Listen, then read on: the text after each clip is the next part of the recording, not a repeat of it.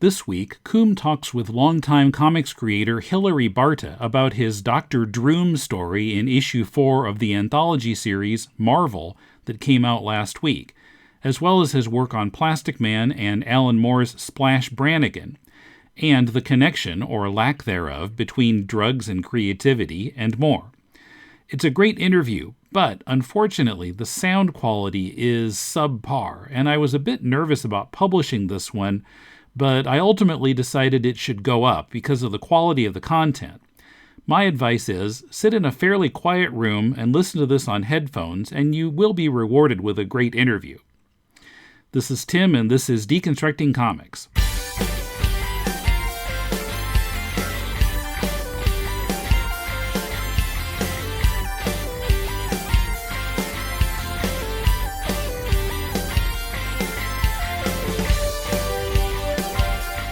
This is Koom for Deconstructing Comics, and I'm talking to Hilary. And I'm in Chicago at Surly Hack Studio. Excellent. So usually, Hilary, first of all, it's a pleasure to connect with you. This is the first comics interview I've done since the lockdown started. About a year ago, I was going to do some at the Toronto Comic Con, and then they were like really trying not to close the Comic Con down, and then they just kind of had to fold. And so this is great. It's been a while for me, and I'm really glad I connected with you. Yeah, I hope I don't live to regret it. Oh, we both don't. All right. The last con I was at was here in Chicago, where I live, and it was, C2E2 is the actual. Yeah, I know that. But it was like the month before, or the month right around when COVID was starting to be in the news, and in fact, it's held near Chinatown, in what we call Chinatown, the neighborhood. A lot of Chinese restaurants where we were having dinner a couple nights during the show. And, at that point, we were sort of defiantly saying, we're going to eat here, because there was a lot of pretty racist stuff going on about the origin of COVID, and the Chinese people were bringing it here and whatever. And they weren't eating in Chinatown. And so I just made a point of saying, guys, we're going to dinner in Chinatown. If you don't want to join us, that's fine, but that's what we're doing. But we were fist bumping at the show, and we were elbow bumping even, because we were already starting to worry about it and talk about it. Right. And so it's been a crazy year, for everybody. Yeah, and we can talk about that a bit later. Although I was wondering if people are just kind of sick of that question of how are you adapting or how are you managing during COVID. I don't know if people are sick of those conversations. I'm sick of COVID. I don't know if I'm sick of talking about it, but I probably am. Yeah. We'll figure that out later if you want. Sure. So I usually begin by asking people how they got into liking comics, and then later how they got into working on comics. I kind of get the feeling as a kid you grew up reading a lot of EC horror stuff and kind of like went over to Mad once it became, a Mad thing. Is that me? You mean? Yeah. Well, I read. I'm old, but I'm not that old in the sense that I wasn't around when ECs were being published. I was born in the late '50s, but after EC was gone, and Mad was all that was left.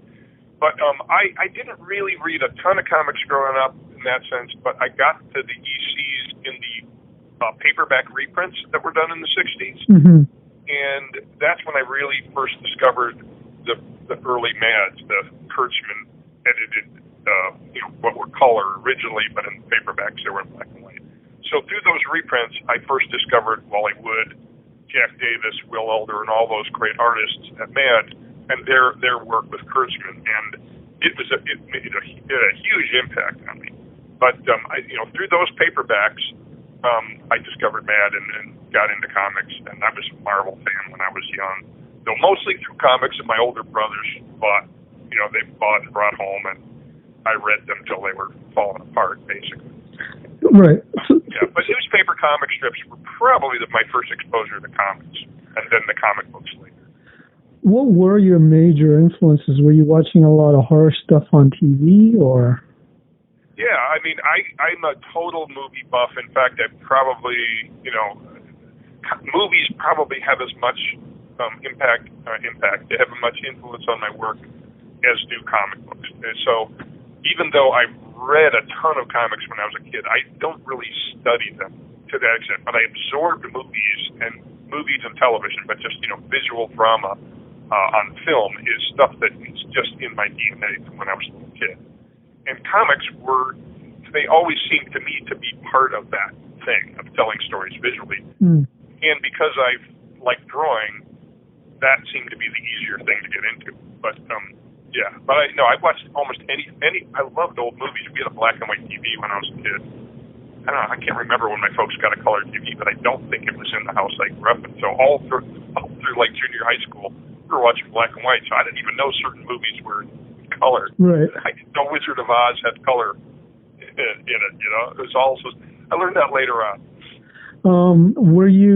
That's kind of interesting too, because when you're drawing a comic, you're not drawing in color, you're drawing in black and white. So sometimes kind of that early black and white exposure to movies could have kind of imprinted you in a certain way that, I don't know, I'm just stretching here, could have like linked to drawing black and white. It's not a stretch to me.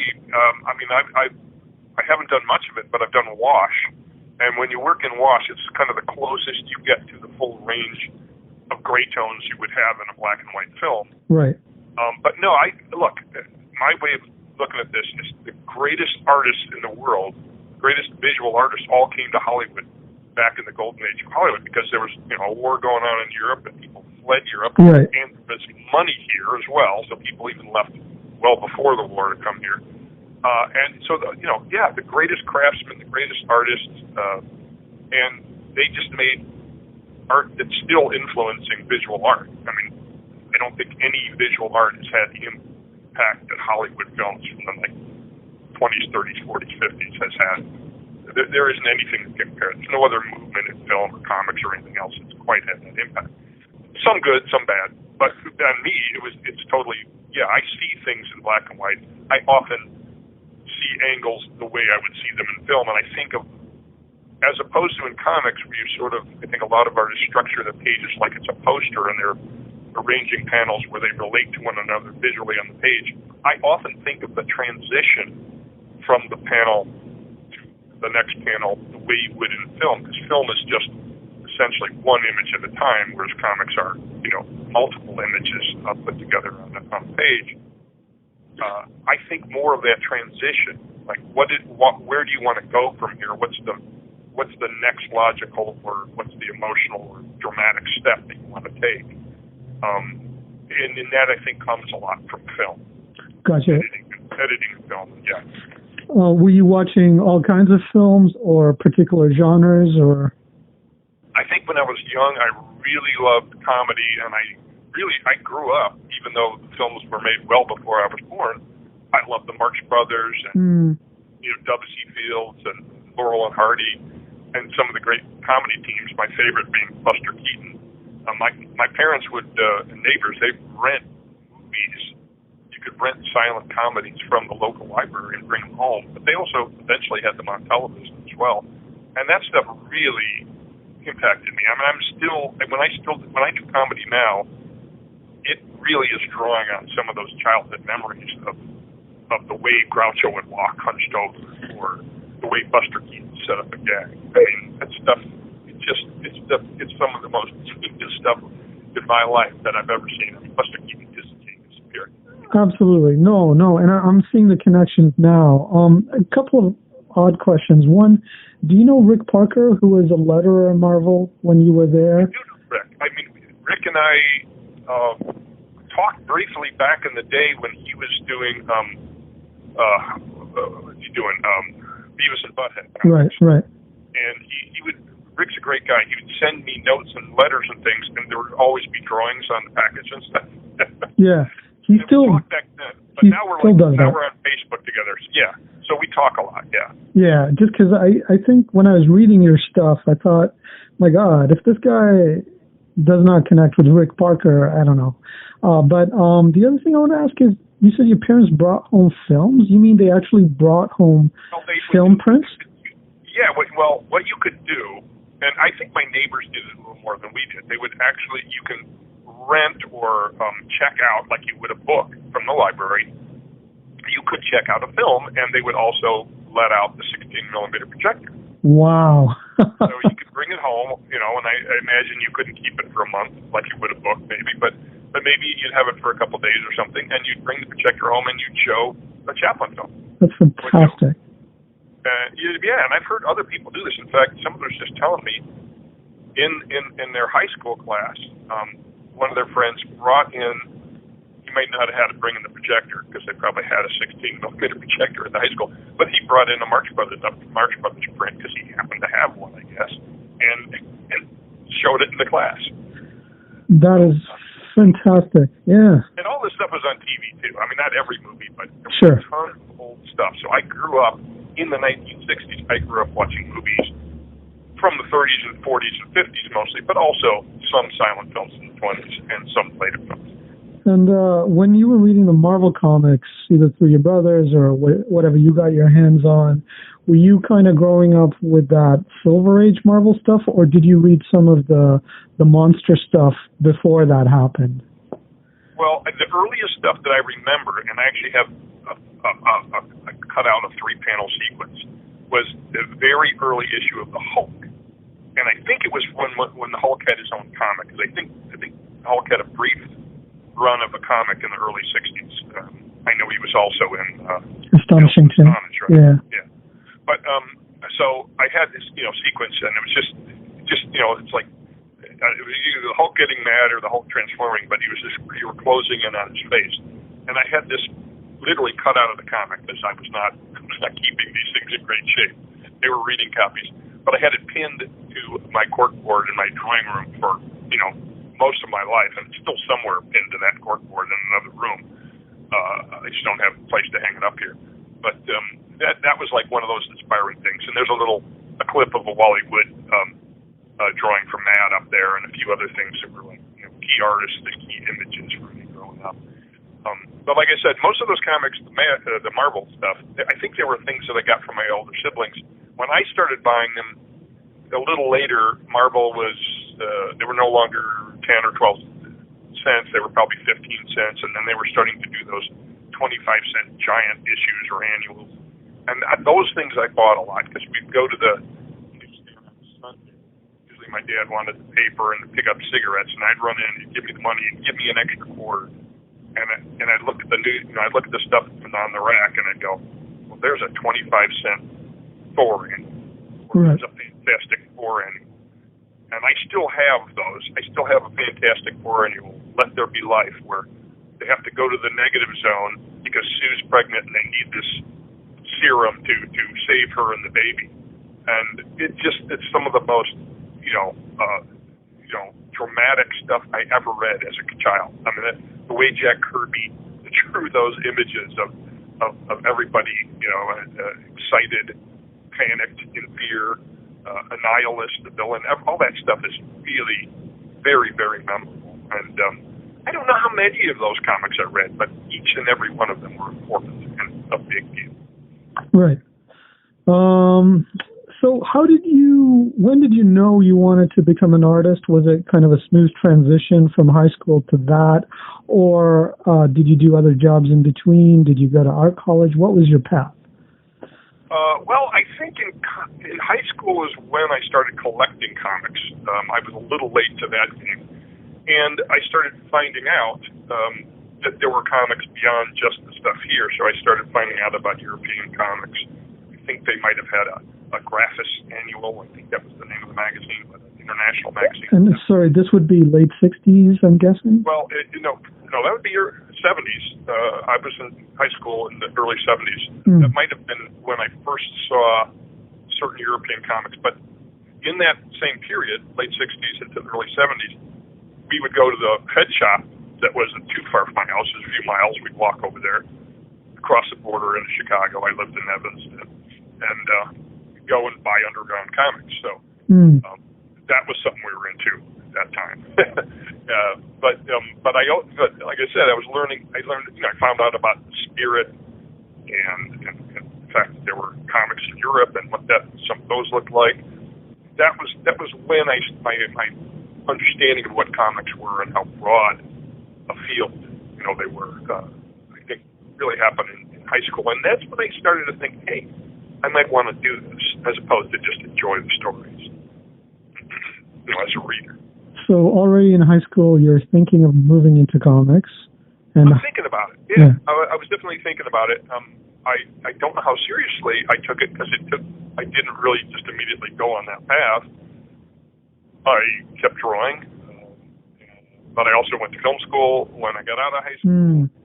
I took art. I went to art school first, film school after, but I sort of took classes. I never really finished anything. Mm-hmm. I was taking art classes, and when I found some teachers that could teach me figure drawing, because I really realized at some point that's more when I didn't really want to do theoretical stuff. I wanted to learn how to draw. And once I found them, I realized I didn't need to be in school. I just stayed with those people with workshops and stuff. I could learn as much as I could that way. But then I also tried the film thing, and I realized after doing, taking some film classes, working briefly, shooting commercials and stuff as a grip, just as sort of, handyman, whatever guy plugging stuff around on the set. I realized, I didn't want to try to climb up the ladder in the film business. I didn't quite see the way into it from Chicago either. Right. And comics, the great thing about comics is once they started, I was a fan artist for a while and amateur artist, but the people that ran the local show in Chicago, just called the Chicago Comic Con, were really welcoming of local artists and semi-professional or fan artists, and we could sit at a table just like the professionals could. We weren't maybe necessarily in the same room with them, but we were there. So I could sit there and actually sell sketches, or try to. And it felt pretty cool. And that I could see the path, right? And eventually, at one show, Al Milgram, an editor of Marvel back then, was there, and I had my portfolio with him, and I showed it to him. And I didn't have a lot of comics in there because I was mostly just doing illustration. And Al said, well, if you showed me comics, I'd offer you work as a penciler, but it looks like you know how to, ink, and maybe I'll give you some inking work. So he gave me my first job were 2 pages. They were like sample pages of the Defenders, and they actually appeared in a comic. So the first comic pages I inked were over Don Perlin was the artist, and there were some great inkers on that book. I had no idea what I was doing. It was terrible. So I did 2 pages really weekly, and then it took a long time till I got the next assignment, but I got a full issue of the Defenders over Don Perlin, and I was a little better at, I learned a little bit, was a little more confident, whatever. So I did a little better job, and that eventually got me some steady work. This was around 1978, right? I think that was that 78? I don't remember. Let me check your Wikipedia page while Might have been early 80s. I don't know. Like I said, I spent a lot of my 20s just, doing manual labor and not concentrating too much on getting comics career. It doesn't give a date on your Wikipedia, but I can look up the issue. It says Defenders 108. So let's look that up. I'm not good with dates. Neither am I. I have read some of the Defenders issues by... I think Jam DeMatteis was the writer. Oh, was it DeMatteis? Yeah, let's take a look. I could be mistaken. Yeah, I'm way off. It's 1982. 82 sounds right. The first issue, 82. That full issue that I inked. First of all, I love Don Perlin stuff because it really connected. To me, it was like connecting to the older, classic sort of Silver Age Marvel stuff. Right. It wasn't some newfangled anything. And to me, it's fascinating, because at that time there were all these artists that were starting up that I was really excited about. Bernie Wrightson and other people, but there were still, John Buscema and these guys that had really made Marvel, and Perlin is kind of, I connect him more with that earlier stage. We're still there, and all that stuff was going on. It really felt like I was excited to be at Marvel. The fact that I got my first professional work at Marvel is kind of crazy, and I don't know how that happened. It's pure luck. But I'll take it, right? I mean, I didn't realize probably at the time how lucky I was. Claude Jensen said something similar, and he also kind of became an inker primarily. at least first. Although, yeah, he used to. I forget where he lived, but he used to come down into New York. He just like go into the offices and try to show them stuff. And I'm sorry, who are you talking about though? Claus Jensen. Oh, Claus Jensen, yeah. Yeah, but yeah. Well, the guys that lived in New York, I mean, all I heard were stories of the guys going and hanging out and getting tips, or maybe give them Xerox pencils to practice over, before they got their first paying work. Things might have been different had I lived in New York. I probably would have been able to. I'm jealous of all the guys that were assistants, right? They worked. Howard Chaykin worked for Kane. Mm-hmm. I know people that work with other artists, and they just you can't help but absorb a lot of the just if only the technical stuff. Just seeing how they did it, what kind of tools they used, that sort of thing. Sure. And I kind of didn't get into that. I think I did learn things on the job in a way that are a little painful to look at now when I look at the work I did in the early years. But you learn how you learn, and you I stuck with it, and thankfully they gave me the work. I mean, they did. Nobody said this is terrible. You never worked here. Well, I think things were kind of less prestige and less precious back then. So I think there were inroads and possibilities back then that there just aren't now. And I don't know if it's a good thing that it's so precious now. There's something fun about, this medium being something that, is not a fine art necessarily with all the pretensions of the fine art world. It's, but anyway, people learning on the job is a time-honored, Yeah. It's just, when I speak about it being painful, I mean for me, maybe it is for the readers as well to look at art that isn't fully, mature, professional. But, I met some kind of standard, I think what I had was, I just had, the things that I wish I had known is I wish I had some more technical. It's like, these are the tools you use to do this. Like, I was doing everything with a pen when I first started. And it wasn't that I hadn't used brush in my own work, but when I was looking at professional pencils, I was like, well, I don't want to screw this up, and I really want to capture these lines. I was trying to not make a mistake as opposed to inking. Right. And, a later editor, Carl Potts, who really was one of the guys at Marvel that gave me the most work and I had one of the longest relationships with. He's a great guy. But Carl he kind of saw, I think, when I first started, when he was first working with me, that I was still kind of learning, and he would send me a number of things to help out. He would send me Xeroxes from other artists that worked a little more loosely, and just showed me a different range of styles. And he also sent me a book, and I think he sent this to just about everybody. He would have someone photocopy this book called The 5 C's of Cinematography. And it's really a pretty cool book, but it sort of was a basic handbook / Bible in those days that on film was made about film, but it really would apply to comics. So it had all the kind of rules, like the 180-degree rule, if you know what that is. I do. Yeah, but there's a lot about camera angles and symbolism, what an up angle is like a heroic angle, where you show the hero framed against the sky and make them look taller, that kind of. It had all that kind of stuff, in addition to sort of basic fundamental things about storytelling visually. And so it was very helpful. But Carl also did this one thing to me. He sent me a note, and he said it was like this Zen puzzle thing. It was like, let's see if I can get the words right here. It's something like, you've got to loosen up and tighten up, or tighten up and loosen up. And he never explained it, and I think that's part of his method. But what I realized it meant at some point, at least how I interpreted it, is that you have to practice and get the skills so that when you are doing the work, you are just letting it happen. Right. You don't have to. The work shouldn't show the labor. Right? The work should be loose and feel loose at least, and have confidence, and that's the lesson that really is kind of a practice. But having someone tell you that and sort of emphasize, I want you to loosen up, is an interesting thing. I mean, he's not saying I need you need to tighten up your work. Your work's too sloppy. It's like you need to loosen up. Right. It was a very good lesson, or it was a confidence builder to say, loosen up. It's like, okay, I'm trying too hard. Or trying in the wrong way.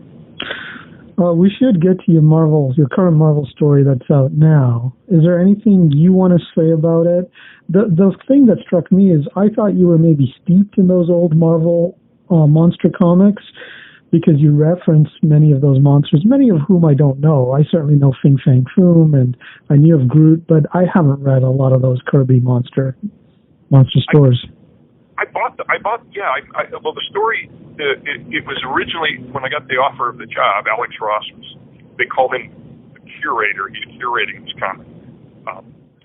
But Alex just said, Hilary, you want to be in the comic, just what character did you always want to do? What character would what's your dream job at Marvel? And I said, well, Doctor Strange. He said, okay, any character but Doctor Strange. Because apparently like 6 other people had asked for Doctor Strange before me. Mm-hmm. So then I thought about it for a minute. I said, well, how about the monsters, the pre-Marvel Atlas, right before Fantastic Four. There was Tales to Astonish, and Strange Tales, and Tales of Suspense, and before Iron Man was in Tales of Suspense, and Doctor Strange was in Strange Tales. They featured these science fiction monster stories, and Ditko, Kirby, a few other artists were the primary artists on them, and they're really a lot of fun. They're very goofy. They're sort of inspired, I guess, in some ways by the 1950s science fiction movies where radiation would create giant grasshoppers and all those films, and the Godzilla film. I think that was a big influence on them. And I kind of loved them, but I mostly read them secondhand, or when Marvel would reprint them later in the 70s. They reprinted a lot of those books.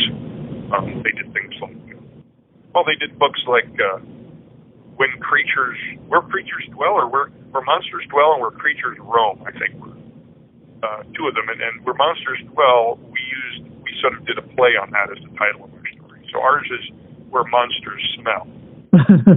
Now, you do have a Doctor Strange character in here. He's called Dr. Droom, which sounds like Dr. Doom, but I'm guessing Droom is more of a monster name. Well, yeah. What's interesting about it, there is a kind of, I don't know if it's a direct connection, but there is a very clear connection between Dr. Droom and Dr. Strange.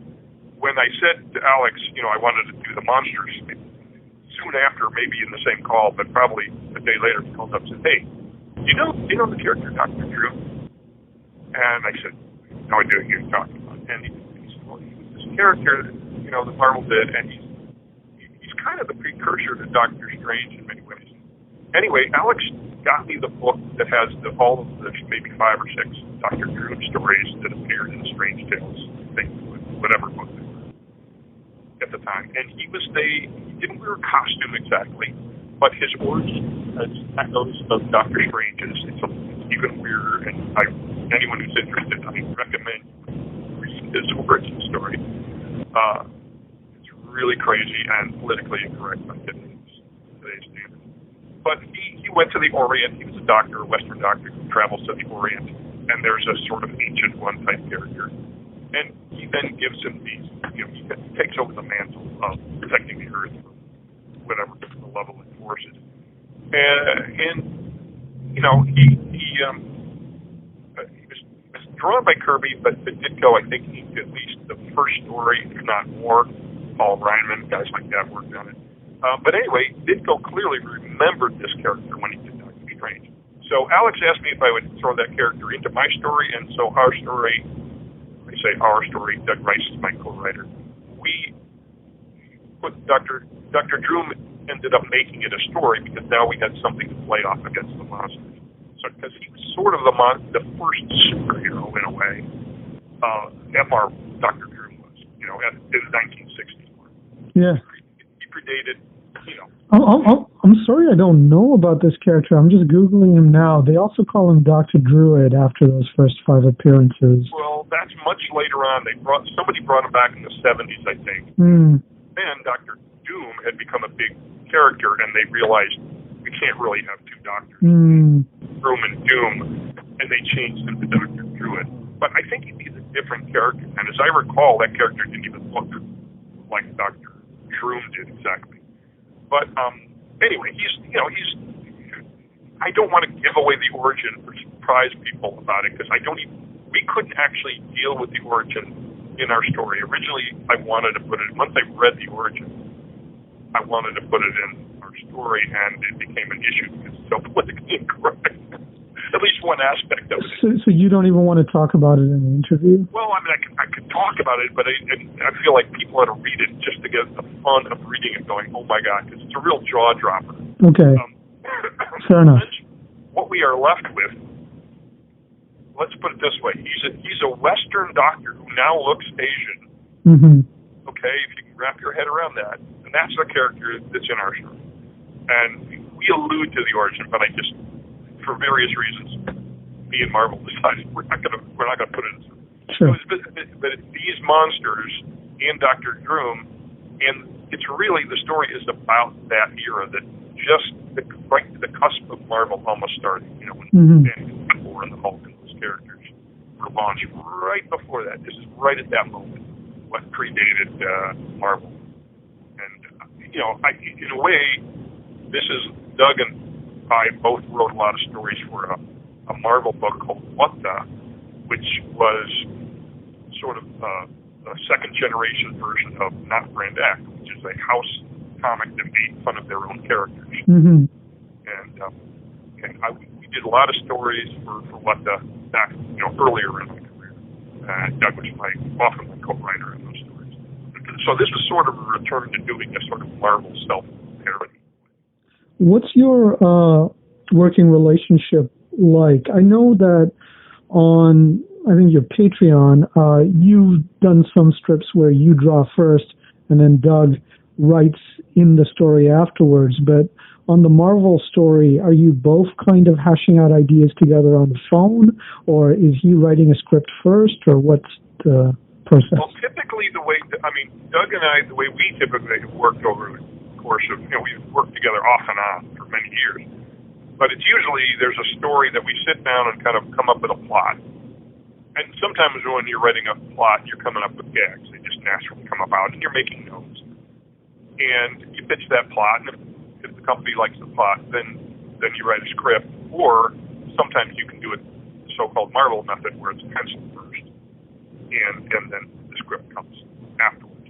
And to some extent, it's been a little loosey-goosey. We always had to submit a plot, but usually we sort of, and I say we could literally hang out together for many years because Doug lived a couple blocks away, and we could just sort of, lay out pages together. And Doug did often help me there, but even if he didn't do that, we were writing gags, and sometimes, someone would write a gag and the other guy would try to top it with a better gag, and then we'd fight about which gag was better, and the usual nonsense in a collaboration. In this particular story, the Marvel story was one of the craziest experiences I've ever had, because at the beginning of it, we really didn't have a story. And we hadn't quite found exactly what this was about yet. It took a little back and forth, and before we figured out what the ending was going to be, for instance. And when I started, I had a working ending that was very different. I usually like to know where I'm going, even if I don't know every beat in the story. I want to know what the overall arc is, what the point of it is, where we're going, where it's going to end. And we had a different ending. And Doug, finally, we had a lot of problems with the story. There was a pandemic happened in the middle of it, and then Marvel stopped. The offices just shut down, and I could basically send an email saying stop work because we can't cut checks. So maybe legally they had to tell people not to work while they couldn't be paid. But in any case, we still had to figure out exactly the story. Anyway, this was a more convoluted process. But when Doug finally came up with what I think was the perfect ending, and it actually really made the story work because it really ties into this whole idea of this era that preceded Marvel, which was basically ending, right? Any day now. Marvel, once the superheroes took off, there was a transition period, but it wasn't that long before the monster and science fiction stories were gone, and it all became superheroes. I'm sorry. I'm going to spoil the ending if that's okay with you, because the ending's my favorite part of your story, and I want to discuss it. Okay, all right. So I don't usually like to do that because that's why you want. That's why people pick up the book. Go ahead. Fair enough. But the book's been out for a little while, and I think. Oh, wait. You were talking about the Marvel story? It's not out yet. Oh, I'm sorry. It's not out yet. I thought it was out in January. It comes out next week. Okay. Out this Wednesday. That's the release date. I don't have a copy. It'll be out by the time our podcast. I sent you a preview. So you can read it. No, fair enough. But it'll be out by the time our podcast goes up. Okay, I got you. And I do think that many readers today are not really young of Marvel. They're middle-aged men, and they kind of. I don't know what it is.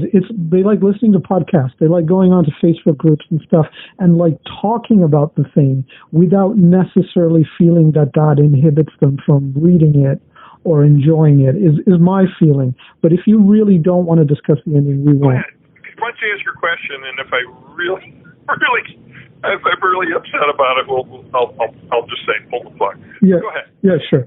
Okay, so first of all, I should just say that like much of the story is sort of like semi-splashes or horizontal panels of the various monsters, interspersed with Dr. Droom, who's not really doing his job. He's kind of, let's just say he's somewhat of a suspect doctor. And at the very end, as he's about to finally fight the monsters, they all get. Okay, so let me describe the story to you. Yeah. We can talk about the ending if it feels necessary, because I don't want to just sort of rush through it. Like, okay, this is what I would say. The story basically, what it sets up, is this era when Marvel doesn't have heroes. So the reason that Dr. Koom isn't doing anything is Marvel really, we're sort of making fun of the idea that he's the only hero, and even he isn't doing his job. Right. He's not responding to the crisis because all of the monsters are coming to Manhattan, showing up at one time. So yes, there's panel after panel of monsters arriving, and he's talking about it. He's thinking about it. He's narrating the story, in fact, but he's not actually doing anything about it. But then finally, we get to the ending where he goes, "Okay, it's time to get up and do something." But he's going to confront them for the big. Is this 1961 or is this 2021? 61, whatever. It's set in 1960. Okay. So then we get to the ending that I don't want to talk about, but what's your question? Well, just because of what you said, okay, I'll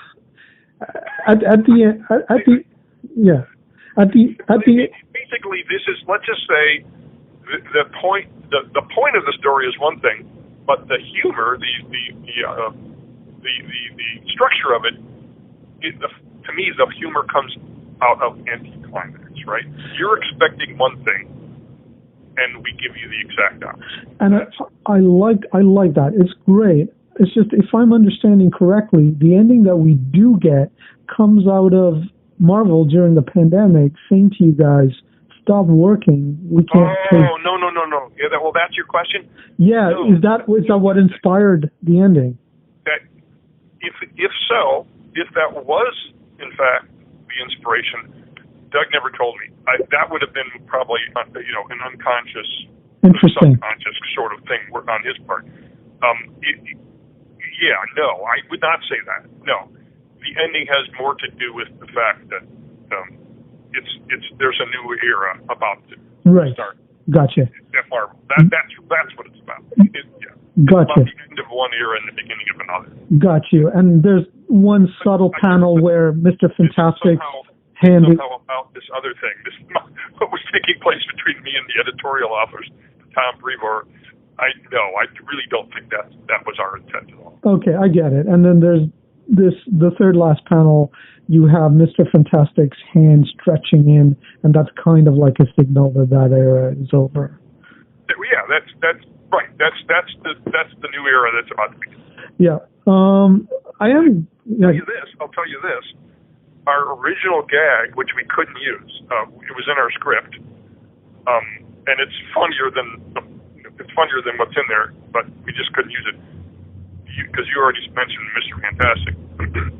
At the end, Dr. Droom is saying, "Well, at least I got to meet Plastic Man," right? Because he didn't know who Mr. Fantastic was. That was a gag but they did not want us to use the DC character's name, and we reluctantly had to come up with different lines. That's too bad, because that would have very nicely kind of thrown in like a wink to your past with Plastic Man and with Splash, which we should get to a little bit later. But I do want to... Also, it's funny. Sure. It's funny, it tops everything, and unfortunately we couldn't use it, so... Yeah, I'd be happy to talk about the Splash or whatever else you want to talk about. But I do want to ask you a bit about the Marvel thing. I'm kind of surprised because I would have figured that Marvel would be sitting on a pretty big reserve, and I was surprised that they felt they needed to shut everything down during the pandemic, because I would assume a lot of people could work remotely or were already working remotely. And I'm not second-guessing their decision-making here. Really, they have their own employees' health to think about, right? They were in New York. Their office is in New York. Right. It's the epicenter early on in the pandemic. And the horror that was going on in New York at the time, there's no way I would question why any company right. would not put people on leave or say, we're going to suspend operations. But not only was it difficult working in New York at the time and getting to work, just commuting, but who was going to publish the books? I mean, who was going to distribute them? Comic book stores. Right. There was the economy shut down in many ways. Distribution was not happening. So no, fair enough. I understand. And I'm sorry. I don't mean to come across as insensitive, but no. I'm just saying it wasn't about when I said they couldn't cut the checks. So I totally got your question.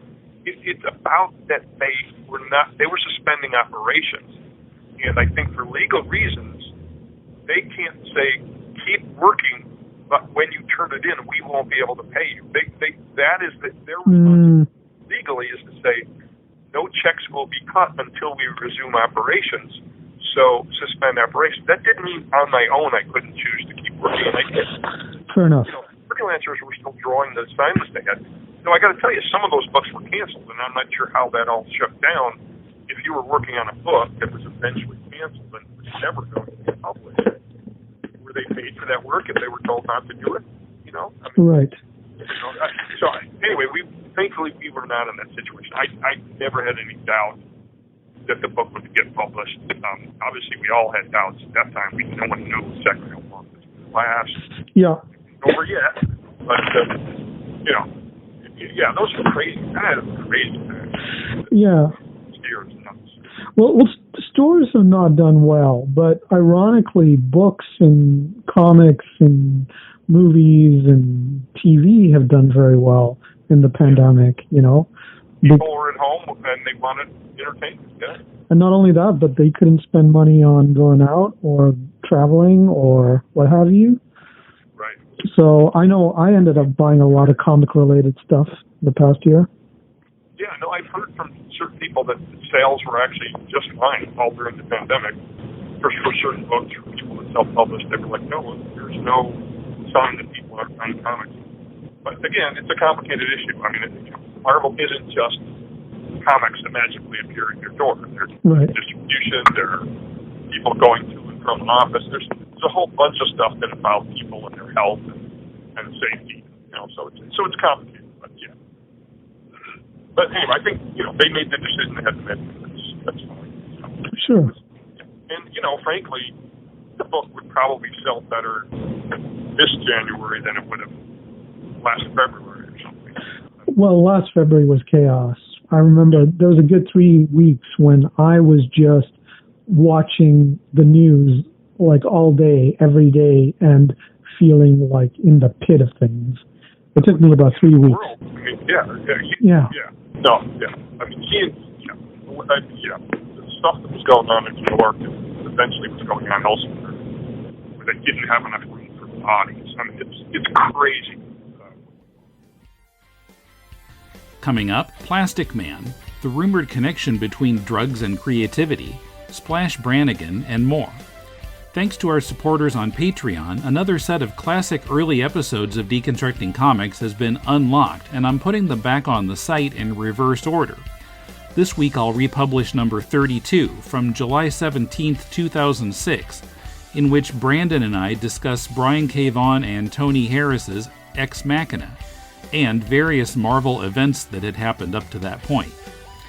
Find the classic Deconstructing Comics episodes on our Facebook and Twitter feeds by choosing the earliest months listed in the sidebar pull-down menu at deconstructingcomics.com, in publicly available posts on our Patreon page, or in the Patreon smartphone app.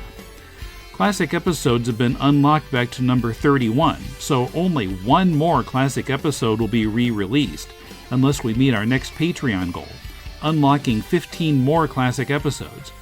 Check out all our goals and help us reach them at patreon.com/deconcomics.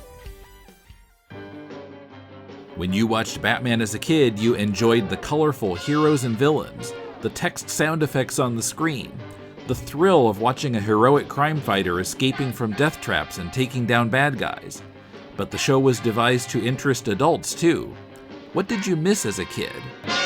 Sexual innuendo. The penguin's too small for me. Closeted gay characters. I like that cape, Batman. Freudian death traps. Has the giant clam really swallowed Robin? Police incompetence. Bruce Wayne is a millionaire playboy. Hardly a secret identity for Batman. Whether you're a kid or an adult, there's something to like about our favorite Caped Crusader. Tim and Paul dig for the deeper meanings under the Batmania every other Thursday. What's the podcast's name? To the Batpoles. To the Batpoles. To the Batpoles. I would like to talk about Plastic Man and What the, because these seem very much to be like a big part of your style. Which one would you like to talk about first? Well, Plastic Man came first, so sure.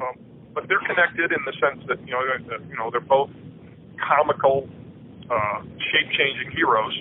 Plastic Man, though, is the original. We mentioned Mr. Fantastic, Plastic Man, in that context. Mr. Fantastic wouldn't have existed without Plastic Man, or with an elongated man and a Stretch Armstrong. Sure. Plastic Man is my favorite superhero, no question. Created in the 1940s by the genius that's Jack Cole. Right. And I heard about this. The series was Mike Golden had been my editor at First Comics after I got my start at Marvel.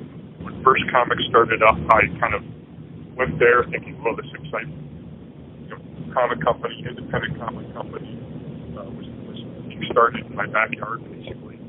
And I was very excited about it, and I ended up working there for a while, doing a lot of things there. But when Mike went to DC, he was editing, and Mike decided to do a Plastic Man book. He contacted Phil Folio, another guy who had been Chicago-based at that time, and asked him about doing Plastic Man. Phil was being offered to write a name for it. And I heard about this. Phil's really good friends with Doug, and I'd heard that Phil was offered Plastic Man, and I'm talking to Phil about it. Phil's like, "Yeah, I don't really know Plastic Man." Mm-hmm. It's a really terrible impression. Phil Folio. But Phil didn't know the character. And he said, "Oh, you got to do this, and if you don't want to draw it, I'll draw it." I sort of jumped into this thing, and thank God that I heard about it, because it ended up being this wonderful thing that I got to draw a miniseries of my favorite character. And I really, at that point, I read some Cole. I read everything that DC reprinted when they used to reprint the stories. But then I went and bought as much Cole as I could. I spent way too much money, but there weren't a lot of really, I don't think, the hardcover reprints were. But I was just astonished at what a great talent Cole is. He's just one of the geniuses of the comics. He's just one of the funniest guys. His stuff is very good. Absolutely, yeah. Yeah. Anyway, I'm very. It's too bad that the series was never collected or anything, but it's out there. I read it in I don't know what they call them for DC, but it's like the Marvel Masterworks version of DC. They did put it in there? They're not easy to get, but I got 3 hardcover volumes at a convention once. I ended up having to sell them just because. Never sent them to me. That's great. No, I'm sorry. I thought you were talking about the Jack Cole ones. You're talking about your own. No, eventually, no, right. At that time, those hardcover ones you're talking about, the Plastic Man archives or whatever they call them, were not available. They weren't published. Yeah, that's what I'm referring to. I was just saying they never reprinted our story and collected our I see. Yeah. Because then it'd be easy for me to steer people to it and say, order it from the DC online or whatever. You could get this. Sure. Well, we can talk a little bit about it. So you were drawing and inking it. Were you contributing ideas? Plastic Man, I inked the covers, but John Nyberg was brought in as the inker. Mike was worried about me and deadlines. And I volunteered to. I sort of pleaded because I was an inker first. That's really where I felt that's really where I was most skilled and most experienced, certainly. But Mike was like, I don't want you to fall behind. And I said, look, I'll do it off schedule. Don't pay me until I get halfway done with the series. But they didn't do things like that back then. And so John was brought in, and John did a great job. So it worked out fine. But I did not. Were you contributing to the ideas? How were they approaching this version of Plastic Man? Was it just more of, we haven't done anything with Plastic Man in a long time, let's do a Plastic Man story? Or were you doing something kind of edgy with him because it's the 80s? Mike was the editor, and the only thing that they did not say, you need to bring Plastic Man into the DC universe or any nonsense like that. But there was some nonsense, and it was very simple. They just said, you have to explain. Because I said, I want to do it in Jack Cole style, to the best of my ability. Mm-hmm. I wanted to suggest, or again, try to do a comic in that spirit, a little more cartoony, and a lot more cartoony, whatever. But it's a humor comic. It's not a superhero adventure book, and it's not going to be realistic in that sense. Realistic by the standards of comic. And Mike just said, well, you have to explain why it's cartoony. And, that was not something I wanted to hear, because it kind of offends me. It offends me as a cartoonist. It's like, well, this should be a time-honored tradition. We don't have to explain why you're doing funny comics. But we were told, and I said, what about Earth Bigfoot? He said, no, we don't do that anymore. So there was no Earth Bigfoot. And we came up with this idea that Plastic Man, the origin of Plastic Man, the original, goes back to Jack Cole that we basically reused, is he's doused with acid, this vat of acid. He's shot and doused with some acid. And this interacts with his bloodstream and gives him the powers to stretch and change his shape and become plastic. And we sort of just liberally stretch the meaning of acid in this case, where Plastic Man is essentially seeing things in a crazy way because he's on acid, and we don't literally put it that way, but that's the idea.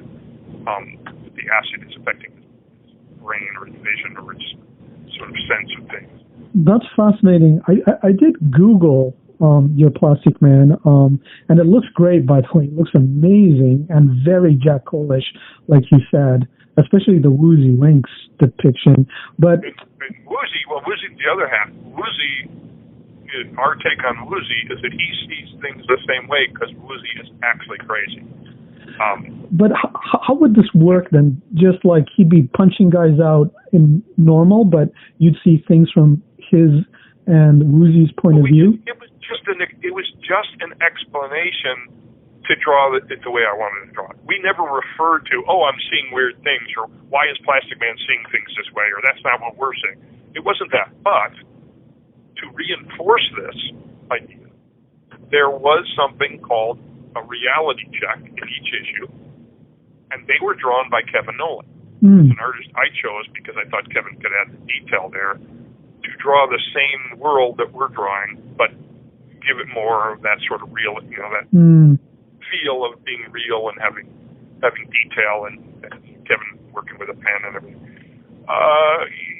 Again, we thought this was, we reluctantly accepted this because this was the means by which we were able to tell our stories. But to me, that was just it's like a technical thing. I mean, Kevin did a great job, and in fact, Kevin was rather upset when he found out.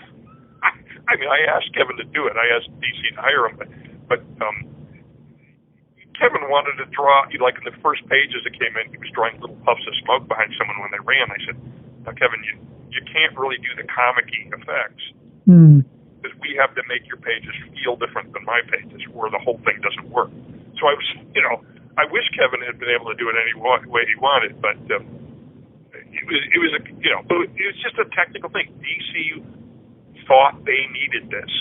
I'm sure it wasn't Mike's idea, but it was the DC editorial thing that, we need to kind of explain why this book. I mean, it's kind of a sad state of comic books that you're so worried about your fans being so literal-minded about things that they wouldn't understand why one comic is drawn more cartoony than the other one. And I don't think things are quite that crazy tight now. I think, I know that Kyle Baker did his own Plastic Man series, and that was the miniseries. He did his series after mine. I don't think anyone told Kyle that he had to explain why he was drawing it like Kyle Baker. Well, he drew it more like an animated cartoon. I think a lot has to do with the timing of when this came out.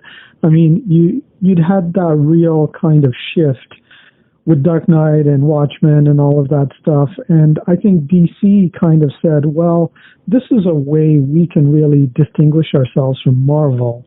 We can be kind of the realistic, edgy kind of thing. So I could kind of see where if you said, let's make it Plastic Man, but let's be explicit that he's on acid, I could see somebody at DC going, you know what? That would work with Batman the Cult and whatever else they were doing at the time. Yeah. We really weren't playing up the whole acid thing. I mean, it wasn't really about him taking hallucinogens. Sure. It really, he was not seeing visions. It was on paper a line about, he's, the acid, he's on acid. Yeah. We just tossed it on. No, I get it. I can see by the art. Like you were. Anyway, that was really, again, that's just sort of, that was our way in. That was part of the deal. We had to explain this. Sure. That's how we ended up doing it. It might have been built by the, the reality check. I just. I and Phil all plotted the issues together. And Phil wrote the script Marvel style afterwards. But I was involved in the plotting, and then drawing it, I was adding gags that weren't in the script. They're just drawing. Doug and Phil might also have been involved in certain gags, obviously, and plotting things. I described earlier working with Doug. But it was done more Marvel style, because I remember you going over to Phil's house when he was writing the script. The first time they saw somebody working on the computer, as he was writing the script where we were going through it. One of the things that I was kind of Phil and I weren't on the same page with is when I drew it. I wanted to make every scene transition. I didn't want to have captions explaining. This is just me. I like in my own work, I wouldn't want to have a caption saying. Later at Plastic Man's office, or Plastic Man returned to his office. If you're showing that, you don't have to have the captions. But Phil put the captions in there anyway. Even though I would always show an exterior of the building. Mm-hmm. I'm like, well, just have the balloon coming out of the window. We know they're in there. It's like, but. That's just a stylistic thing. That's sure. Whatever. Yeah. It was Phil's script. That was his job. Sorry to harp on the LSD thing, but I just find this. But I just had this vision of like Plastic Man by way of Swamp Thing, or like even like a meeting between Plastic Man and Swamp Thing. This is well before No, it is. I don't really. No, this is 1988. This is after the more Swamp Thing run. This is after Swamp Thing. Okay. Yeah. No, this is not about a drug-addled superhero. Were you, you talked about on a head shops before. Were you a deadhead? Were you dropping acid yourself? Was this? No. Yeah? I was definitely part of the counterculture in spirit. I was pretty young, and I was not in college. A lot of other stuff would have been left to college age people. Mm. But I was totally into the music, the politics, and I tried, I tried drugs and didn't like them. My drug of choice is pretty darn traditional alcohol. Mm-hmm. That's a good one. But no, I don't ever agree with it. So I was with that. But I love the freedom of the undergrounds, and I remember reading like Catholic things. It's just, I mean, as a Catholic kid reading Robert Crumb, the Joe Blow story. I don't know if you're familiar with that. It was mind blowing. It basically broke every taboo ever, and I didn't do those kind of comics myself, but I said, well, anything comics. Crumb wasn't the only artist in there. I love a bunch of other guys, but the undergrounds were definitely a thing at the time that it was affected me. I mean, in many ways, there's a direct quote. You talk to the artists; they were all influenced by that, many of those artists, and Harvey Kurtzman. But to me, that's where I got my first dose of the underground take. Harvey Kurtzman's Mad was basically saying, look, everything is a lie. Advertising is a lie. Politics are a lie. Movies are a lie. Our culture is a lie. He was lifting the curtain to show what was going on behind the scenes. He was showing you what these cliches are and what they mean and what everybody, Madison Avenue and Hollywood and Washington are all trying to sell you. And it was really, seeing that stuff as a young kid, you don't necessarily absorb all of it, but it does affect you. And frankly, taking superheroes seriously after reading their parodies would never be the same for me. And the Undergrounds were similar in that some of them were very political overtly, but they were just political in the sense that they were saying, there's no comics code. There's no genteel cultural limits to what we're going to do. We're going to just express ourselves. And even though I'm a mainstream artist, and really that's what I do, I just have always been, I found all that stuff invigorating, right? I didn't say, oh, this is terrible. I don't want to look at this crap. It was quite the opposite. I was like, yeah, that's not my voice. That's not what I want to say, but I'm sure glad they were saying it, showing me that comics can be about whatever we want it to be. Yeah, I totally agree with you. I totally am in line with you. And what you pretty much said kind of could also speak to Moore's trajectory, because for him, it was the Kurtzman Mad, especially the Super Duper Man, and the underground stuff that really, kind of led to his kind of stylistic breakthroughs in comics. When I was in high school, I'd read some of the Mad, and I read Crumb and stuff, and I found it fascinating, but it didn't kind of have that impact on my mind that reading more Swamp Thing did. And this is my take on it. One, the more Swamp Thing, I mean, it was old. I was reading old back issues and a trade paperback, but still, it was more closer to my time. And I think, and I wasn't doing drugs, and pot never really agreed with me either. I didn't try till university anyway, but anyway, I think if your head is in a comic and you're really influenced by comics and, you're affected by them and whatever, you don't need the drug, because the drug has affected the person who's doing the comic that's affecting you.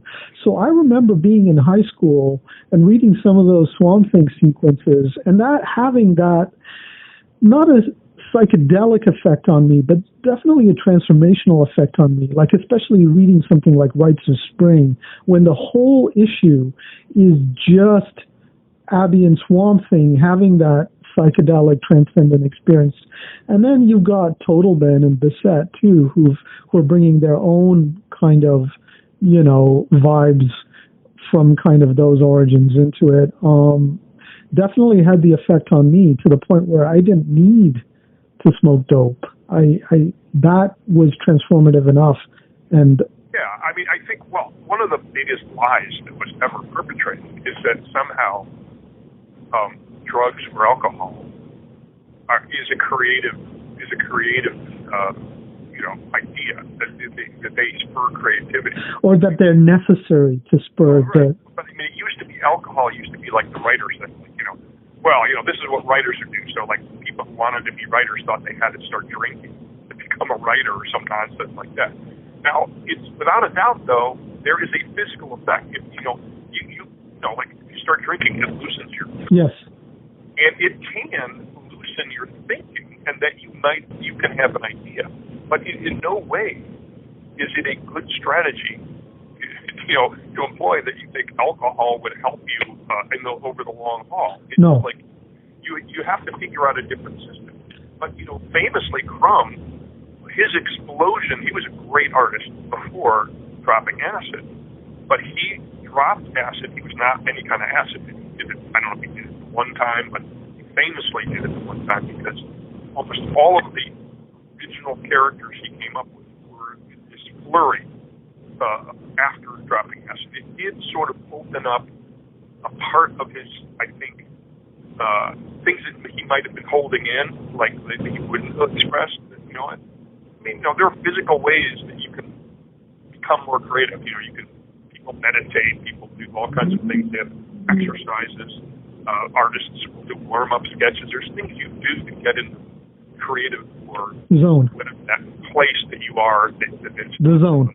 Creativity. And in Crumb's case, I'm not saying he continued, and he did not continue. He was definitely not a hippie, but he didn't. He did drop acid, and it seemed to open up a floodgate of creativity in his part. And he's described it in great detail in interviews, so it's all out there. But I think that's kind of an exception. I don't think there's anybody, a creator out there would say every time I wanted to write I dropped acid, whatever. Well, there are a lot of musicians that enjoy marijuana, and it does put them in a groove. Well, music, but that's apparently jazz musicians. It's kind of in the moment thing, as opposed to where you have to craft a story. Yeah. Just musicians would use heroin. I don't recommend it. I don't know if you like Paul Schrader, but he's a famous, film writer turned director. And he said, mostly he'd write at night being very drunk. He needed that to pop. Right. He kind of, look, I'm not saying that there wasn't great writing in history that was done under the influence of alcohol. It's just there's a myth that somehow alcohol is the mother of invention, and it's just bullshit. Well, it's the kind of work for an individual or someone, or maybe it would have worked better if he didn't use it, frankly. But okay, I don't. If that worked for Paul Schrader, fine. It's kind of the mother that can give birth to stuff, but doesn't really nurture it through its growth, and that's the problem, I think. I think you're right. Again, maybe you have an idea, you're hanging around with your friends and you're drinking and you're partying. I mean, I often have ideas in the morning. I think a lot of people will have the same experience where they wake up, that clearly their mind has been sorting through things they've thought about the day before. Yeah. But I wouldn't say sleeping is creative, but it is part of the process sometimes. I literally woke up and I had this entire thing that I turned into a comic. It was sort of a thing set to rhyme, and all the rhymes were in my head when I woke up. It was all there, and clearly it had been rolling around in my head. Right. And I just got up that morning, and then I immediately wrote them down, and then penciled the thing later. But this all came about because we were talking about Plastic Man being on acid, and it's in no way are drugs part of my own personal creativity. I'll just put it that way. Sure. No, anybody else is welcome to their own path. This is a good time to kind of flip then from there to Splash, which is how I know you and how I love your work. So I guess the best question to start off with was, how did Splash come about? How did you get contacted for it? I've noticed that in the ABC stuff, a lot of times it'll say something like First American created by Alan Moore and Jim Bakey. But for the Splash stuff, it doesn't say Splash created by Alan Moore and Hilary Barta. It does. It does? Well, co-creators, yeah. Okay, I was just looking at them, and I'm looking, for example, at Tomorrow Stories number 7, which has you as the main thing on the cover, and it says Alan Moore writer, Hilary Barta artist. It doesn't say. Well, okay. I don't know. I don't know anything about the covers, but sorry. I mean on the inside of that cover. Yeah, on the splash pages, it generally would say co-creator. You're talking about the origin story. I don't have that page in front of me. I don't know what. It's not the origin story. It's the one after the origin story. In the origin story, I don't think it says that either. And then there's the one in the 64-page giant or whatever, and that one doesn't say it either. Now, if there are others that say it, I apologize. Those are the ones I looked at. Anyway, I'm not arguing with you on the point. If we are co-creators, okay, I'll tell you all about how it happened. I mean, I got a call from Scott Dunbeer, the editor, and he's like, "Hey, Hilary, I got a job for you. I don't know if you'd want to do it." And he was like totally joking because he knew what he had. He's calling people up and saying, "Would you want to work with Alan Moore?" And I can't imagine there were too many people that said, "Let me think about it." Right? And sorry, this is Scott. Scott calling people. Scott, yeah. So Scott calls me up and he's like, "You want to work on this thing?" And I don't even know if he told me what the character was, but he might have said it. He might have given me a vague idea. Alan and I talked twice. I mean, I said, "Yeah, of course I want to do it." And they were pairing up. They're trying to get the right artist with the right character. Alan had the idea. I mean, I did not come up with this idea. He had the name, the idea was there, the premise was there. Alan, in our original conversation on the phone, his idea, he was describing this to me, and I didn't have a lot of input into this stories, but I remember he's telling me about the character, and he's created this mad comic book artist creates him on a four-dimensional thing, and I said, I got this, Alan, I actually interrupted Alan Moore. Alan Moore, unlike most people I know, including myself, speaks incoherent, not just sentences, but paragraphs. He's a really bright guy, but he speaks like he knows what he's talking about and where he's going. And so he listened to me, and I said, what if he says, "I'm ink, therefore I am"? And Alan said, "That's a good idea." And then he said, "Well, where was I?" And he went back into what he was saying and continued his paragraph.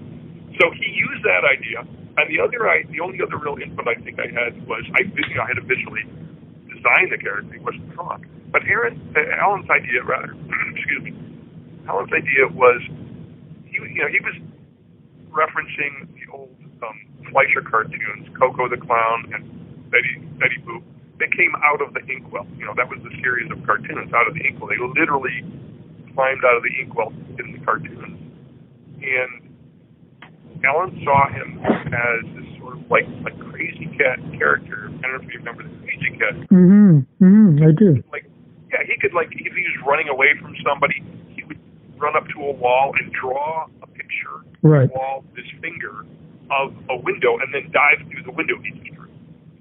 And they were very, that way they sort of, reality would sort of bend, with the character. And Alan had this idea that there was this guy, this Flash Branigan character, is kind of like Flash Gordon. He's got a belt with a but instead of the ray gun, it's a rapidograph that he can then draw things with, right? And I just thought about it for a minute, and I was like, Alan, I think that if he's made out of ink, we really don't need a costume or clothing. He is the pen himself. He doesn't need the rapidograph. Right. He draws with his arm, or but he's the thing. And Alan also said, "That's a good idea. Let's go with that." So that was my main. And then I went, drew that character and designed him, and it's really the only real major character I've designed. I'm very happy. But that's a huge contribution because you've changed the character from a Flash Gordon / crazy cat kind of thing to a very plastic man kind of thing. I should say that we've got a couple of listeners who sent in questions, and one of them is a young lad in his 40s called Mike Shea from Virginia, and his question is, did Hilary have anything to say in the creation of Splash, or did Moore approach you with the concept? And you kind of answered that question. Yeah, I mean, the concept is definitely Alan's, no question about it. And I think Alan Scott, the editor, were the ones that thought I might be the right guy to do this because I'd already done Plastic Man. I'm sure we saw the continuity there. Yeah, absolutely. What's it like working with? I did work on. I'm sorry. I realize now. When I was at First Comics, I didn't pencil anything written by Alan, but I did ink some Bob Violent stories. He wrote the backup in American Flag for a few issues. And, yeah, I read those. Yeah. Alan saw my work there. I don't know, but I'm guessing Alan saw Plastic Man. Yeah, maybe. Alan has always used these kind of stretch characters in his work. He seems very interested in them. Like, for example, if you read Pictopia, which is that brilliant, one-shot story for Fantagraphics fundraiser, when they were going through their legal troubles, the main character is sort of like a stretchy character who's being phased out. And when he was going to do Twilight of the Superheroes for DC before he left, that big thing, it was going to feature Plastic Man, who would kind of become a prostitute. So he was always, there's something about the plastic nature and the plastic nature of the comics medium that always appealed to more. But I'd also like to ask you, what's it like working with Scott Dunbier? Because I've heard some interesting stories about his quirkiness, yet people don't talk about that as much as, working with Moore. I literally have no idea what you're talking about, and you don't need to tell me what his quirkiness is. But editing Alan, I'm sure, was an interesting process for Scott, because mostly Alan turns in a script, and they got in this, there were issues, there were censorship issues, what Alan would have called censorship issues, where they were dealing, not in Splash, but in some of the other comics, and there was some stuff where the editorial had to, put the, literal fig leaf kind of thing on characters. Right. I imagine that most of his editing was really about just making the trains run on time. And, sure. I didn't get a ton of input from him. I'd get the script and, I would complain. I wasn't crazy about the coloring. I thought the coloring was way too, I'm a little more old-fashioned, and I would have preferred flatter, simpler color and sure. a lot of computer rendering, but that's just the style of the people that were working there. So a lot of the interaction I had with Scott was on subjects like that. Like, can you tell the guys to quit over-rendering Splash? That kind of nonsense. No, I agree with you. I don't like this stuff in the wake of the Image influence. And I did want to ask you who Badass is, because somebody called Badass is credited with doing the coloring. But I'm okay, it's a team. It was a studio, I think. I actually talked to those people, or I talked to individuals that worked there at different times, because I was trying to get them to simplify, and I kept telling them, this would be done with your work faster if you put in half of the work, and I'll be happy. And the biggest problem I had is, and I'm not trying to insult those guys, they were just doing their job, and they were working in the style that they're used to. And, I'm sure that Badass, they probably were working at Wildstorm or somewhere first, right, before they worked at DC. And without a doubt, that's what people were demanding. That's what the creators were demanding. They wanted the bells and whistles of coloring. And the problem here, I'll simplify it. Besides the general aesthetic thing, which is a matter of taste, not everybody shares taste.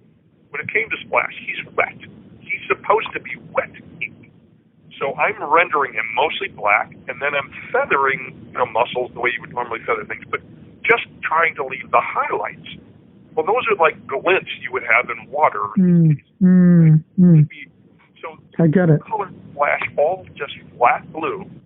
I get it. And then put a couple of white dots in some of those areas that I left open, like on his forehead or on his shoulder or somewhere. That would have been perfect. I get it. Yeah. Dark, shiny liquid. Instead, he's solid now. Now he's solid. He added feathering on top of my feathering. Yeah. Blue feathering and the coloring, and sometimes it turned into cross-hatching, which is the opposite of a shine effect. Yeah, because they're trying to give him muscles. Yeah. And he doesn't need them. So, I mean, that sort of difference of opinion never resolved itself. I just said, look, I'm unhappy with this, and Scott would say, I'm sorry, talk to them. I did. And they didn't know how to do it any other way. And when I finally got Michelle Madsen to come at the end, on the last story I did with Alan, it was the special long issue, I forget which the comic was. I don't know if it was Tomorrow Stories or an annual, maybe. But it was the one where Splash sort of becomes a film noir kind of detective, Sam Spade or somebody. That one Michelle colored it, and just magically, I wasn't complaining about the coloring because she got it from the start, just to color it a little simpler. Right. And so. I wasn't asking for dirt on Scott Dunbier. I'm just he was a big art collector, back in the, and he still is. And we're friends. So I'm not going to say anything bad about it. No, but that's not what I'm asking. I heard a story that despite having these piles of amazing art, he just put a bowl of soup on top of a stack, or just odd things like that. Oh, I wouldn't know that because I've never been in his home. But Scott's, Scott is he's kind of a practical joker because with the calls you would get from Scott, you'd be like, "Hey Hilary, I think how'd you like to do this?" And you'd be like, you could just hear him laughing in his, he's not laughing, but you can just know he's laughing inside, telling you something because he knows he's got this thing. He knew he had a great gig. There's had to be no better job in comics than being the editor. Call people up and say, "How'd you like to work with?" And you just name their favorite creator. That job you had on ABC. But I don't know. I have no idea what you're talking about. I bought some art from him. I bought an entire 1950s horror story, Alex Toth horror story, and he could tell you stories about meeting Toth, and Scott had met everybody. And that's kind of how he got in as an editor. He was an artist, and right. An artist. He got to know Jim Lee, and eventually Jim hired him to work in that store. I don't know what to say. I don't have anything bad to say about Scott. That he should have replaced the colorist. Fair enough. You said that you talked to Moore a couple of times on the phone. What was it like? Otherwise, were you getting faxed these immensely detailed scripts, or were they more kind of light in your case, allowing you to improvise? And well, I've actually seen some of the scripts that he wrote for some of the dramatic material, and I've certainly seen them printed in books and things. The scripts for Splash they were nothing like some of the other things I've seen, where there are paragraphs about what's going on in the panel, what the weather's like outside, what the clothes people are wearing, the layout of the room, etc. The scripts were not that detailed. Sometimes they mailed me actual photocopies of Alan's typewritten scripts because he works on a typewriter. And then later I was getting faxes, just because I was getting a page at a time, and they needed to get it to me right away. Can I just ask you, because this kind of fascinates me. I know he went from a typewriter to a word processor at a certain time. I thought that was before he started doing ABC, because he would have been working with you around 2000, is my guess. And I thought definitely by then he'd been using a computer or something. Well, I wasn't getting print out pages, and I didn't talk to Alan about this, so I don't know. But you weren't getting photocopies of typewriter scripts. It looked more like it was typewritten. That's what it looked like. Was it a carbon copy? No.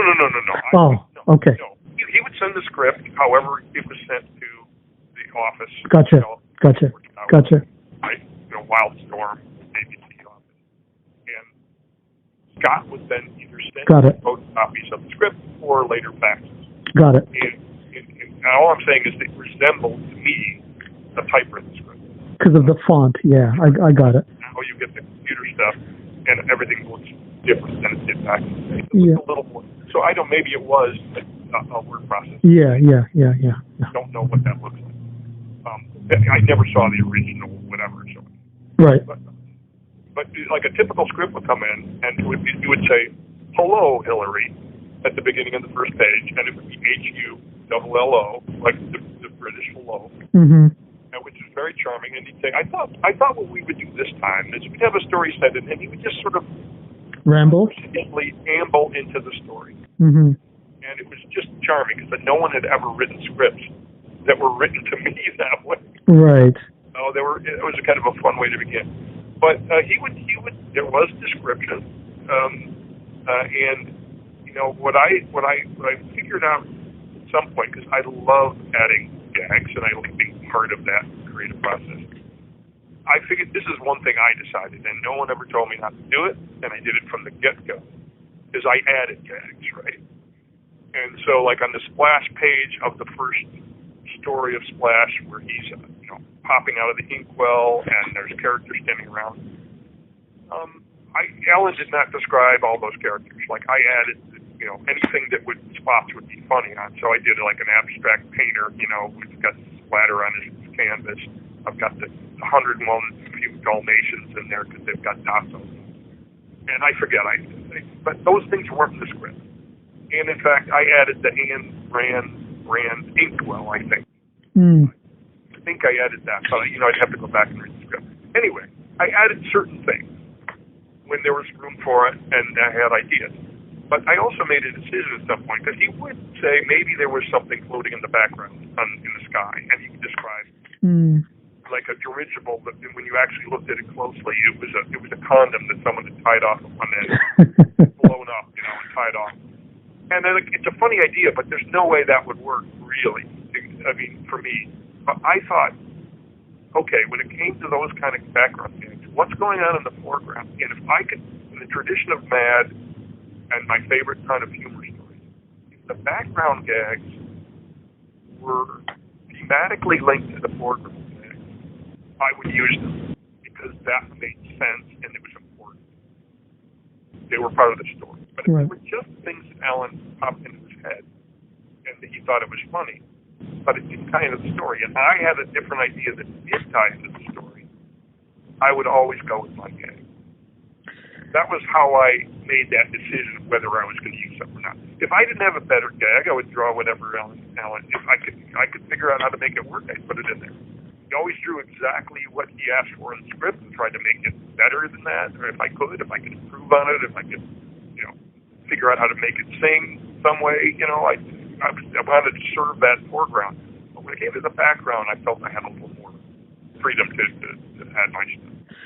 Yeah, I could definitely see the Mad influence, and I think some of the stuff in the background is really funny, which I'm guessing is yours. So in that origin story, you've got King Kong kind of breaking off the top of the Empire State Building and then falling off, and you've got like when Miss Greensaver is walking in, you've got a picture up on a wall of some guy punching another guy and his teeth flying out and stuff.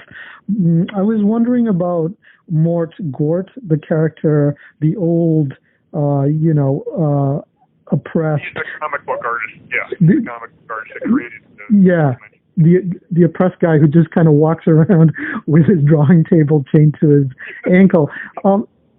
Is this appearance based on you? Did you draw yourself as Mort Gort? Not consciously. That was not my intention. I was trying to draw a funny guy, and I was, he's an older guy, so you're kind of drawing a guy with the balding head and the long hair. Mm-hmm. But giving him a prominent nose, I've got one of those myself. It just might have just been okay. That's the funny thing I'm going for here. I mean, noses are funny. Sorry, but it was not a conscious self-portrait. No. And the Kaput character who runs the shop, is he based on anybody in history? Kaput was probably described visually by Alan that he's the short guy. And no, he's not visually based on any specific editor or character or anybody I know or anything like that. As long as we're talking about Kaput comics, whatever, the characters of like Sarcastic Thug, which is the comic book within the comic, right. Screensaver Splash's sidekick draws. That's all Alan. He created Sarcastic Thug. Sure. And in fact, even like Ferdy the fetus, the Phantom fetus, which is basically like a Casper. So he's like Casper, the friendly ghost. Yeah. That's Alan's gag, and it's one of the weirder gags I've ever had to put in a comic. But those things were in the script. I don't know how many people picked up on that as a reference to Casper, but I did. In some ways, it's similar to that Dan Close strip where he kind of parodies Harvey characters. I don't know if you read it, but it's very short. Okay, I meant he parodies which characters? Harvey Comics characters. So he's got a Richie Rich character called Willie Williams, and he's got a Casper character called Greg, who's kind of really pathetic. But it's a really short story, and if you haven't read it, I'll see if I can, when photocopy shops open again, I'll photocopy it and send it to you, because it's just one of those brilliant little things early on from Dan Close's career. I don't remember that one. If it was in Lloyd Llewellyn or whichever, that's the first stuff I was probably reading. No, it was probably in, oh my God. 8 Ball? Thank you. I was blanking there. Yeah. Well, I read 8 Ball, so I probably read it and just simply forgot that particular. Yeah. What I'm going to say, though, I did work on Hellboy Jr., which is a book. The concept of it was Bill Ray taking, great license with Mignola's Hellboy character, and it was Hellboy as a baby, basically. But it was referring to Harvey Comics, and Hellboy wearing diapers as this little midget Hellboy was basically hot stuff, right? So the boy devil, and and he did in those issues. There were several issues of Hellboy Jr. Bill did really twisted. It looks like it's meant to look like a kid's comic a la Harvey, but it is not a kid's comic. And Mike has told me one of most embarrassing or excruciating moments for him at comic conventions when parents will come up with their kids with that comic and they want them to sign this book, and Mike's like, this isn't for kids, right? But Bill did also parodies for his twisted versions of other Harvey characters like Little Lotta and I don't know name the other Harvey characters, but he sort of Wendy Witch. Yeah, right. Yeah. Wendy Witch is in there and a few other characters. Yeah.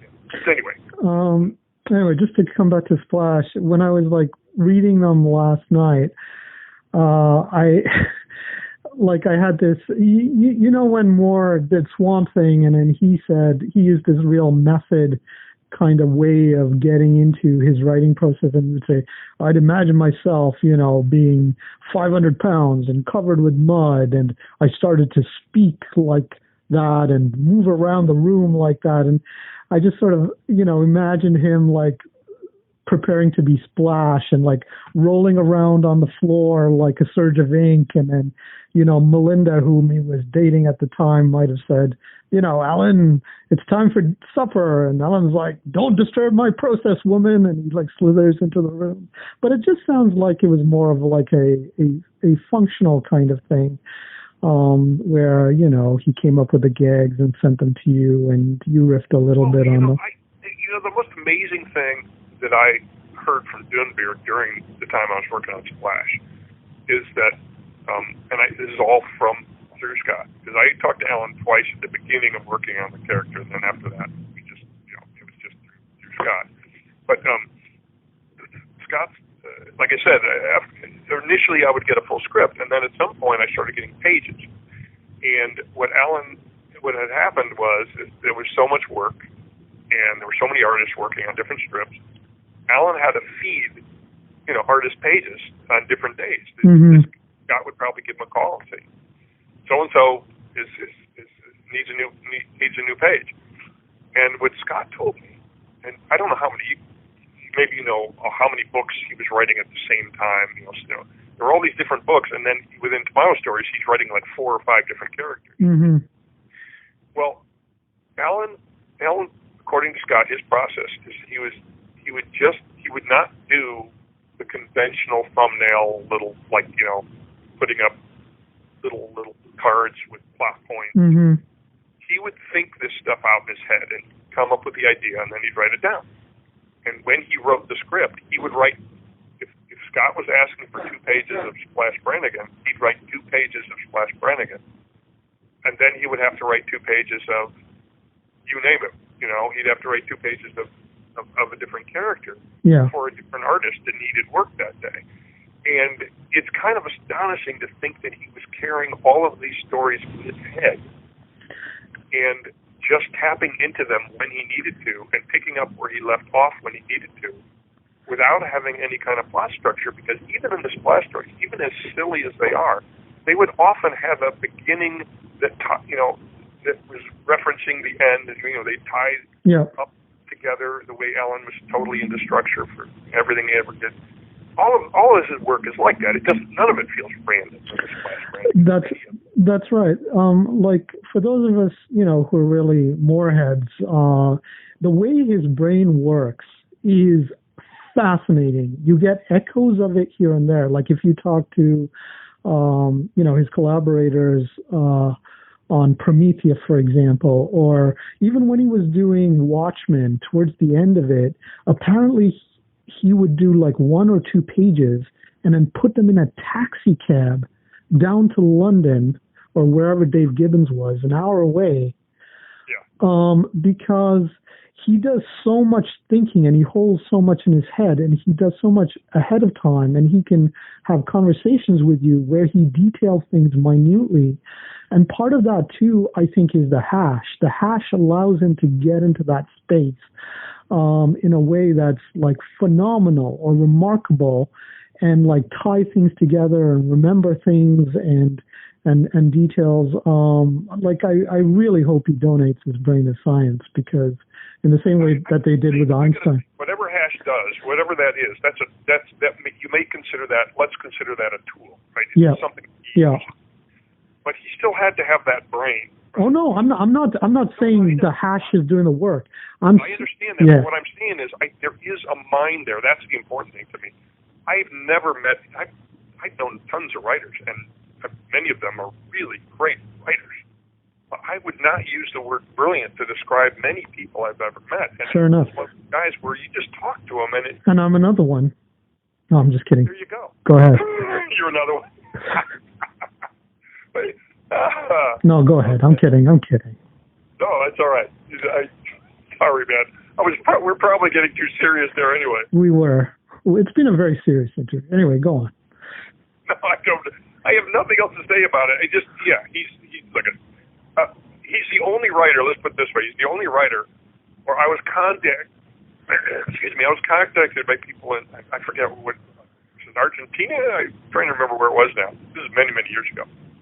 They were doing an exhibition on Alan Moore, symposium, whatever. They had some kind of big conference thing, and they wanted to have as much more material as they could on site. So they asked me if I would donate scripts to this thing, or at least lend them. And I said, well, okay, yeah, how do we do this? Well, we will send a diplomatic courier, to carry your scripts, bring it to the country. So I went to the embassy, saved by this stack of scripts that went down to Argentina or wherever, and I didn't go to the symposium. But then they were sent back. They returned them all to me, but they were put under glass or wherever. Or maybe people studied them. I don't know. Did they come back to you? They all came back. They sent back. They were only borrowing them for the use of the thing, and I figured, well, this is a big enough event that sure. If I didn't count the pages, but they sent it back. I trust. You trust me. Sure. I have a couple. Come on, diplomats. Diplomatic pouches, immunity. It's all intrigue and Cold War stuff. It's great. I have a couple of questions from another young fella called Rob. Another young 40-year-old. Another young middle-aged man called Rob Messick. He says, were there other stories with Splash that were supposed to happen that didn't happen? I don't know if there were any unwritten or undrawn scripts that I was showing them. More scripts. After Alan stopped writing them, I wrote one.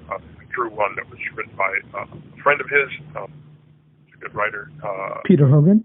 Yeah, Peter Hogan wrote the last one that I drew. And when I knew that there weren't going to be any more from Moore, I did talk to Scott about it, and it was a very depressing conversation because I basically said, I wrote some ideas, I had some plots, pitching to him, and he just said, Hilary, it wouldn't sell. Doing Splash would not sell on your own. That is sad. That is sad. And, it felt insulting at the time, but he was just simply expressing, what he saw as conventional wisdom, I guess, at the time. I think that's part of what I mean about Scott's quirkiness. Once I met him at a convention in New York, and I was just, I was like, this is the great Scott Dunbier. And I was showing him, the art I'd bought from artists. And I bought, I'd got this page, and I won't mention the artist's name, but I said, I think he was like really drunk. When I was, and then Scott started saying to me, "Don't you dare! Don't say this in your whatever." And he started like haranguing me, and I'm like, "What are you talking about? Why are you assuming that I would say this? I'm just having a conversation with you." And he thought I was writing for Bleeding Cool. I told him who I was writing for, and he just look again. Yeah. Anyway, that's protecting an artist there. I don't have a problem with that.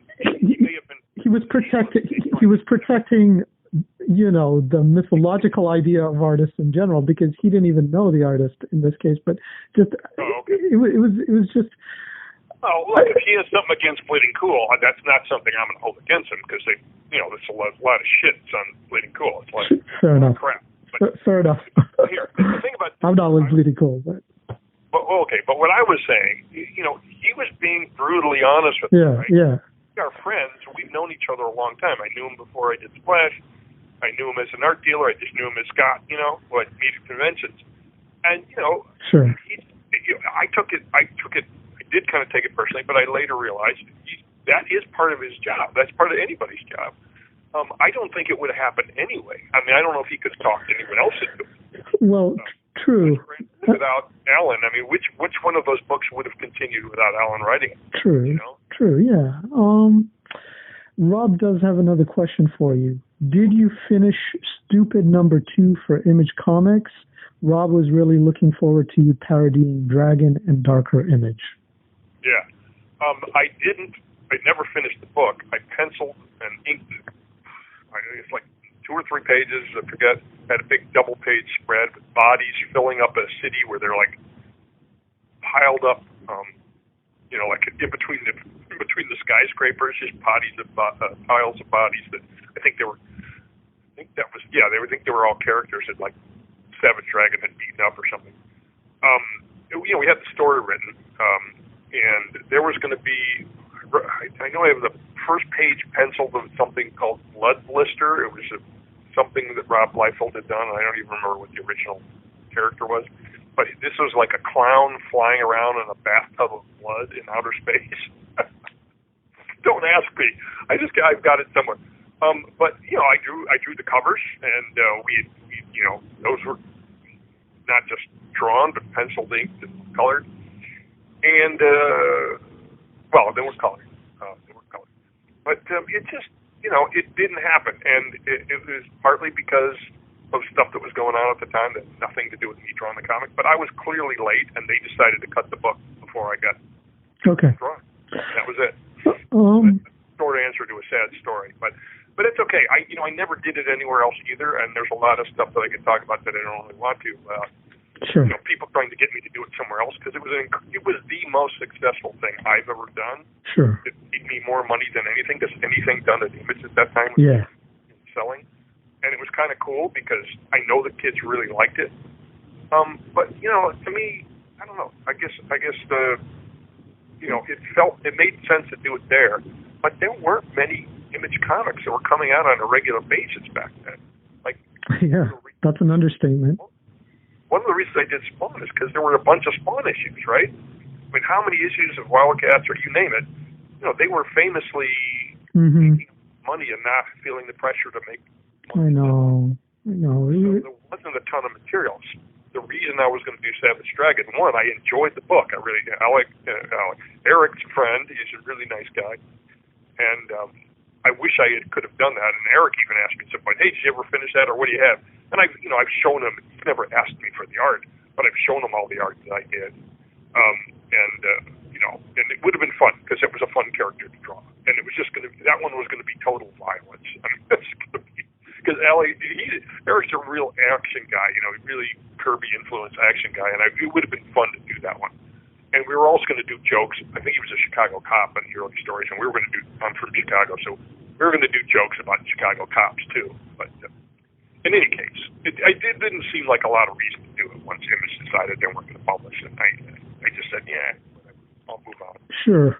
I just have one last Splash question I've got to ask. You know the story where Screensaver and Splash go to like an old derelict theater and they go into the screen?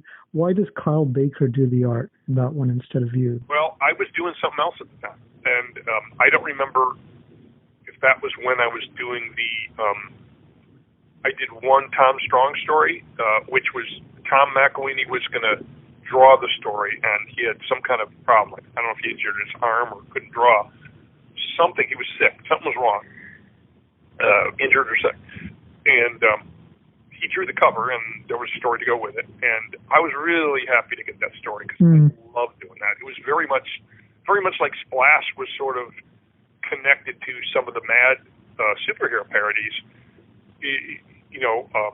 That Tom Strong story was like a sort of a Mad science fiction parody, right? It was sort of like a Flash Gordon. What was the wood drawn Flash Gordon parody? It wasn't called Flash Gordon. That was the movie. I'm blanking. I'm not sure. Anyway, it might have been Flash Garden or Flesh Garden or something. But Flesh Garden? Yeah, maybe. Yeah. But it felt like that sort of thing. I mean, it wasn't that goofy. I mean, it wasn't a parody. It was just a funny story. Right. But it was really great. And Ellen wrote the heck out of that story. That was great. We've been going for quite a while. Is there anything you want to talk about before we wrap up? Well, I would just like to plug stuff I'm doing now. We will. We always do. So feel free to go ahead, but we'll like when the editor talks at the tail end of the program, he'll plug for you as well. Go ahead. Okay. I'm doing comics. They're online, and I'm just starting some new stuff. So it's all either on my Patreon page, which you can find with my name, I'm sure, and HilaryBarta.com. You can find the link to my Patreon page there. But on either one, I'm doing stuff. And I post stuff. You can find me on Twitter and Facebook under my own name, too, and Instagram. So. Sure. Okay, thanks. It's been great talking with you, and we'll have to talk about drugs some other time. It seemed to be red running through. Well, there you go. Acid to hash. We covered it all. I'll link to Hilary Barta's website and Patreon page in the show notes. His humor story with Doug Rice, called Where Monsters Smell, appears in the 4th issue of the anthology mag Marvel, which came out January 27th. Want to support this podcast? You can help us out by joining us on Patreon at patreon.com/deconcomics.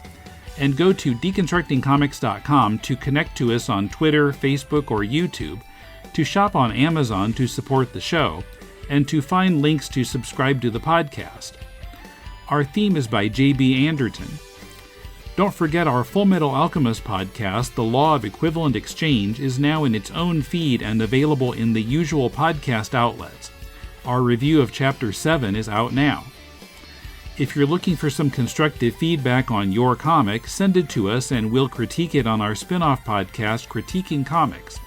Send it to mail@deconstructingcomics.com. We'll read at least 30 pages of it and critique it on the show. Next week, Emmett interviews graphic novelist Con Chrysoulis. Till next time, this is Tim, and thanks for listening to Deconstructing Comics.